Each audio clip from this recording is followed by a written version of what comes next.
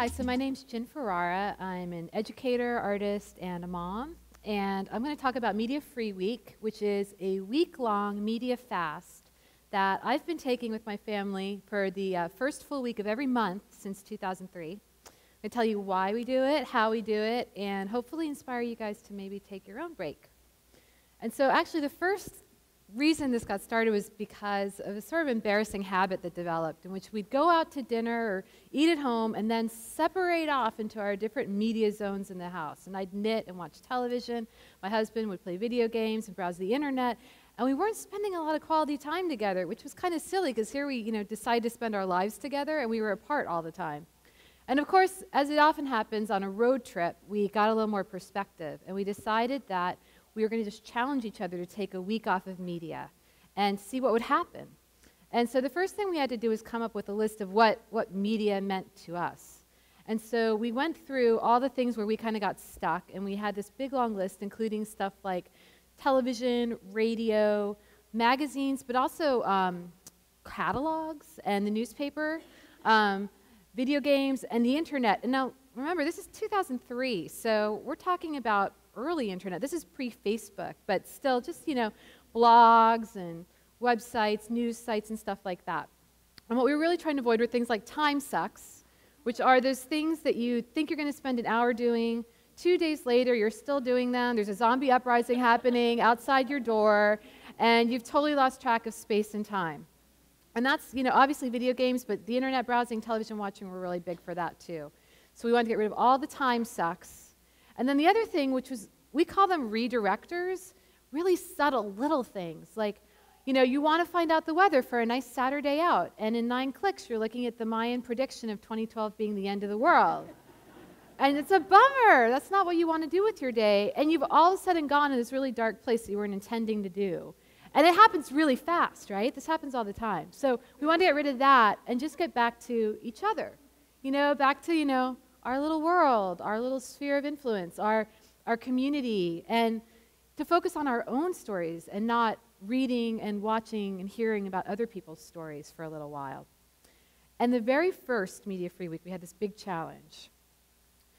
It was the week that the U.S. invaded Iraq. Yeah, big one, right?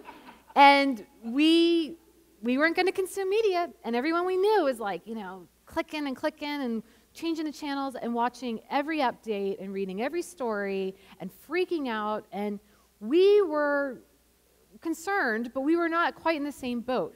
And, we heard about it all. You always hear the news. And I can't tell you how many big things have happened the first week of every month. It's amazing what we've missed. But we still know what's going on. We just have a better sense of our own personal power to affect it. By reading the next story update, we're not actually changing anything. And having that perspective has been really helpful. Now, the problem is that we also had a lot of extra time, and we didn't really know what to do with it at first. So we'd go to a big box store in the middle of the night and basically just get rid of the middleman of advertising, right?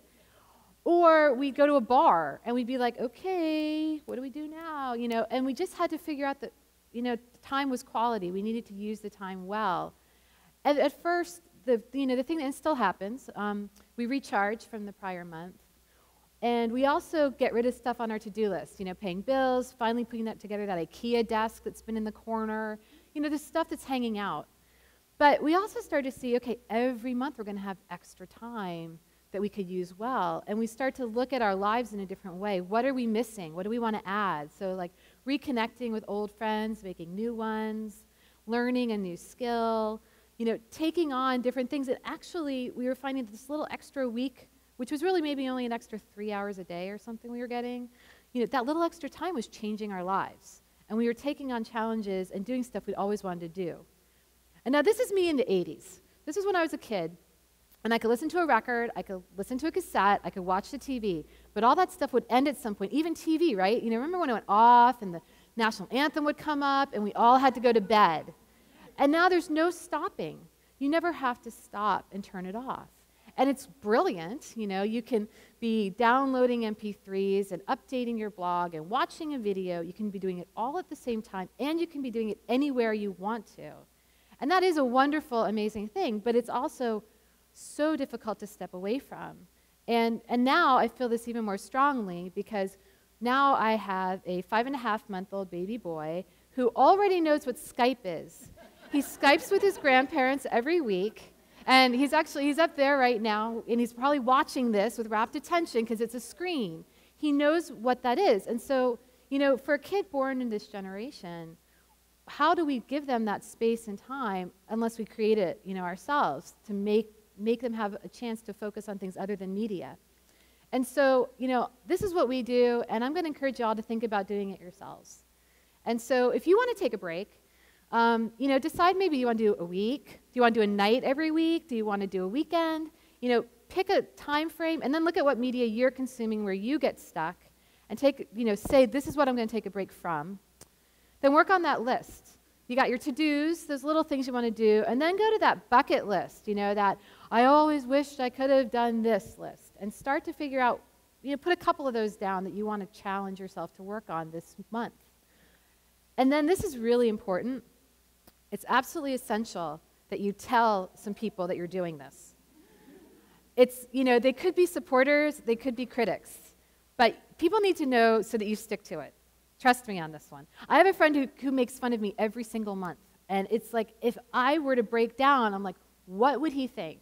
What would he say? It's like that thing hanging over me that makes sure that I stay on the straight and narrow. And okay, this is kind of weird, but we do have a Facebook page. It's ironic, but we need it so that that's where we actually just let people know that we're having another media-free week. We also post articles and, media about taking a break from media, which is kind of weird, but it can be useful. So if you want to do that, please go ahead. We're out there. And I just hope you decide to take a little break with us, go on a little journey away from the media, and think about what else you could have in your lives without it. And something I always say to myself, try to remind myself, is that at the end of my life, I'm not going to look back and say, I really wish I consumed more media. Thanks.